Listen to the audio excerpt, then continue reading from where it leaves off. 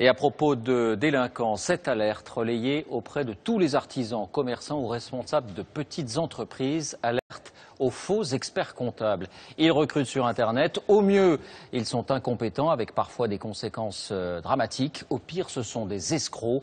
Enquête Mathieu Boisseau, Ambroise Boulez, David Fossard.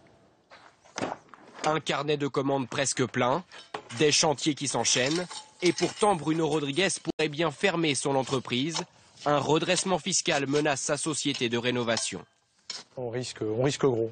Peut-être même en fonction des sommes qui seront certainement à rembourser, à payer comme redressement, avoir limite un dépôt de bilan. Pour Bruno Rodriguez, le responsable de cette situation, c'est le comptable, ou plutôt le prestataire qu'il avait sollicité pour la gestion de ses comptes. Mais l'expert n'en était pas un, pas de diplôme, pas d'autorisation d'exercice. Le document n'était pas fait, n'était pas rempli correctement, n'était pas donné à temps, dans les dates en temps et en heure. Donc ça engendrait bien évidemment des indemnités de retard, etc., des courriers d'huissier, etc., quoi.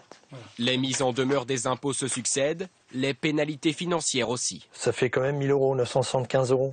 Les doutes s'accumulent jusqu'en décembre dernier, où grâce à un ami, Bruno Rodriguez réalise qu'il est victime d'une escroquerie. J'ai fait mes recherches. Je me suis renseigné auprès de l'ordre des experts comptables qui effectivement me confirme que cette personne n'avait pas le droit de pratiquer.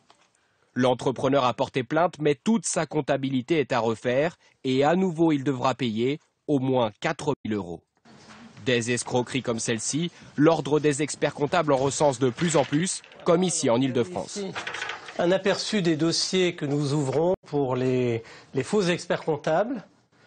Au total, 5 160 fraudeurs signalés depuis 1999 dans la région et un bond de 60% lors des 4 dernières années. Principale victime, les très petites entreprises. Le mode d'action est un mode souvent par Internet, c'est-à-dire que via des sites, effectivement, ces faux experts comptables font des propositions parfois alléchantes au départ à des jeunes entreprises principalement. Pour connaître les arguments des fraudeurs, nous en contactons certains, prétextant une création d'entreprise. Dans quelle situation est-ce qu'il faut passer par un expert comptable obligatoirement? Dans quelle Il n'y a aucune obligation, monsieur. Ce premier point est faux. Donc nous avons fait le choix, nous, de ne pas être inscrits à l'ordre. Nous sommes experts comptables. Et là encore, c'est faux, car pour exercer en tant qu'expert comptable, il faut être inscrit à l'ordre.